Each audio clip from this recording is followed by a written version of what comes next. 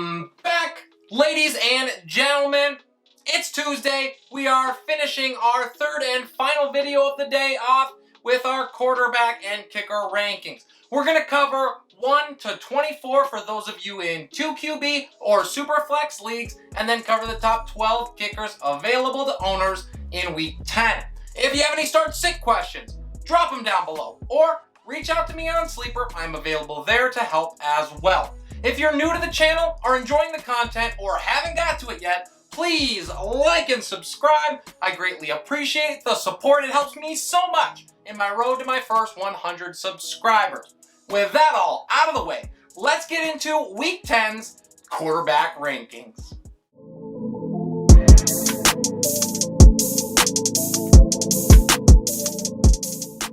To kick us off, we have the GOAT at number 1. It's Tom Brady on the road to face the football team. Not only did Brady have to sit with the loss to New Orleans for an extra week, but he just saw that same team lose to Atlanta. I feel sorry for what Washington is about to have happen to them. Up next, it's Lamar Jackson at 2, and Jackson was absolutely electric against Minnesota, throwing for 266 yards, 3 touchdowns, and running for another 120. Now he gets the Dolphins? Lord have mercy. Dak Prescott is home against Atlanta. He rounds out our top 3. The garbage time king, Prescott produced a top 10 finish after letting the Cowboys get absolutely creamed at home, clearly showing some rust. Atlanta is the exact cure for what ails him. They allow plenty to the quarterback position.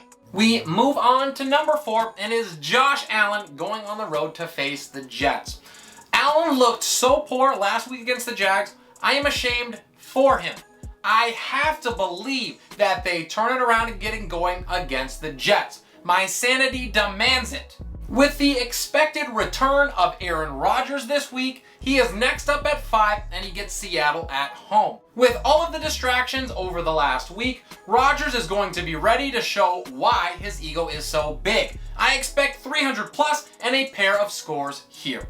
Matthew Stafford is next on the road against San Francisco, and his final stat line does not show how poorly he played against Tennessee. If not for some garbage time work and that late touchdown to Sony Michel, it would have been real ugly. Assuming that his back is okay, he is a smash play against a bottom 3 quarterback defense. My next player is more a projection and a hope more than anything else, but at 7 I have Kyler Murray at home against the Panthers. There is not much clarity on what's going on with his potential return, and it seems unlikely that they're going to rush him back against this Carolina Panthers squad, so make sure you stay tuned, but if he plays, you're starting him. Justin Herbert gets the Vikings at home this week. He is our 8th ranked player. Herbie stepped it up just as we expected and finished as the QB2 last week. He now gets to face the team that gave up the QB1 last week in the Vikings. He gets revenge chance and an encore in the same week. What a beautiful thing. It should be an awesome return for Russell Wilson. He is our 9th ranked player on the road against the Pack. It is looking like Wilson will be back in action after a 5-week recovery time. Even in this tough matchup, he will step right in and produce as he was all season prior to his injury. DK Metcalf could not be happier. Jalen Hurts rounds out our top 10. He faces the Broncos on the road. And while last week it wasn't pretty, Hurts got back to QB1 status once again. This may be a brutal matchup for him, but he has at least 60 rushing yards in each of the last 3 games, and he hasn't thrown a pick in that span. We move on to number 11, and it is Derek Carr against the Chiefs at home. The Chiefs allow the 2nd most points per game to quarterbacks at nearly 22 per game. I like the chances of a shootout here, and Carr is likely to go over 300-yard mark for the 6th time this season. All they need to do now is cut down on the picks. Finishing as the last available QB1 for me this week, it's Patrick Mahomes on the road against Vegas. Enough is enough with Mahomes in the top 10.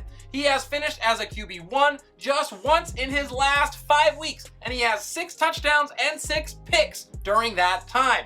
Vegas is a top 8 team against quarterbacks and allow just 16.5 points per game. Next up, it is Carson Wentz at home against the Jaguars. Wentz has had an impressive resurgence, and Jacksonville is bottom 10 in the league against passers. If the Colts want a playoff spot, this is a game that they need to win, and I think that Wentz answers the call. Tua Tagovailoa is at home against Baltimore, and he comes in at number 14. Tua has not finished any lower than this ranking in his last 3, and the Ravens just gave Kirk Cousins a top 7 QB finish. Miami is going to lose, but it will not be because of Tua. We move on to Matt Ryan at 15 on the road against Dallas. And seemingly out of nowhere, without Calvin Ridley, Ryan exploded for 343 yards and 3 touchdowns and a top 3 finish in a tough matchup against the Saints. After Teddy Bridgewater just went out and destroyed Dallas, Ryan's upside for an encore performance is looking pretty good. Kirk Cousins is next at 16. He goes on the road to face the Chargers. The Chargers are allowing just 15 points a game to the position, which is top 5 in the league. With Cousins throwing for under 200 yards in back-to-back games, there certainly is a lot of risk here. But Cousins' upside has been tremendous, so it makes it worth it. Our 17th ranked player is Taylor Heinicke at home against Tampa Bay. If Fitzmagic isn't good to be back this week, it looks like Mr. Bud Lighty will get one more run at it, and he should be solid in a good matchup with the Bucs. He also has 35 fantasy points in his last 2. Ryan Tannehill is at home against the Saints, and he is our 18th ranked player. After what Matt Ryan just did to the Saints, there is more hope than anticipated for Tannehill. I think that he still misses out on a 4th straight top 15 finish, however. We move on to Teddy Bridgewater at home against the Eagles, and he follows in at 19. The Broncos are riding high after a huge victory over Dallas, in which Teddy finished as the QB 6. So there's a chance that he keeps it rolling, but risk in the matchup with Philly. And the final player in our top 20 is Big Ben Roethlisberger at home against the Lions.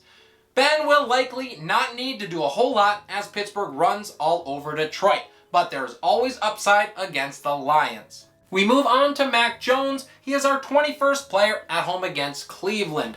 If the offensive line can give the rookie quarterback time, he should be able to pick apart a beatable Browns secondary. The problem?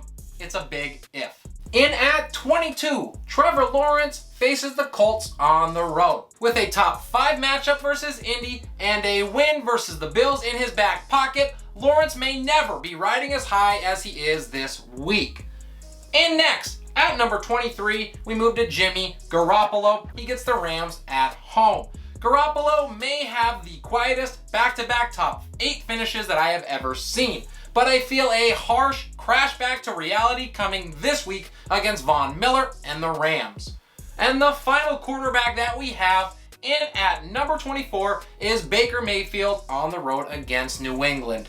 Mayfield rode a perfect game script last week to a top 10 finish. However, I think there is more that is going to be asked of him this week against New England. That usually spells trouble for Baker. Finally, our notable omissions before we get to our kickers. We start with the combination of Trevor, Siemian, and Taysom Hill on the road against Tennessee. We will need to keep an eye out for later in the week on what this situation brings. I am certainly not starting Siemian, but Hill intrigues me. The other quarterback is Mike White at home against Buffalo. I absolutely love this kid's game, but I have to believe that Buffalo responds with a vengeance. And with our quarterbacks out of the way, let's now move into the kickers for Week 10.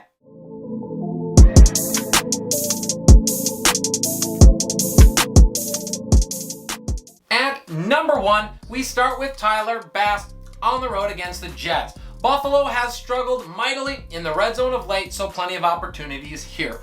At 2, it's Justin Tucker. He gets Miami on the road. Rounding out the top 3, Nick Folk gets Cleveland. At 4, it is Daniel Carlson. He gets Kansas City, and there should be plenty of opportunities here in what I think will be a high-scoring affair. Greg Joseph rounds out our top 5. He gets the Chargers on the road. And with Captain Kirk likely to fold when the Vikings get close, that means cleanup duty for Joseph. At number 6, we have Matt Gay on the road against the 49ers. At 7, it is Chris Boswell. He gets Detroit. Pittsburgh is absolutely woeful in trying to punch it in. They will settle for a couple kicks here. At number 8, we have Brandon McManus at home against Philadelphia. And at 9, it is Mason Crosby. He gets the Seahawks this week in Lambeau. Rounding out our top 10, it is Younghoe Koo on the road against Dallas. And did you see what the Broncos did to Dallas last week? Plenty of opportunities here. At 11, we have Randy Bullock. I think the Titans move the ball against that Saints defense. They may struggle, however, to actually punch it in. And the last kicker that we have for you guys before our omissions is Matt Prater at home against Carolina. I think the Panthers are likely to stiffen up at least a time or two. The omissions that we have start with Greg Zuerlein against Atlanta. He was just recently placed on the COVID reserve list. He is unlikely to play. And the final kicker is Ryan Suckup. He gets that Washington football team, and I think it's just all touchdowns for the Bucks this week.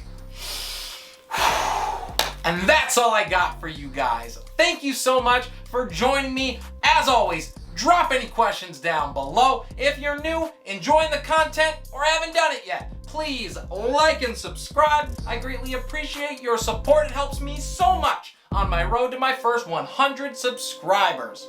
This is Relentless Press. I am your host, Abraham Opatz, and we'll see you next time.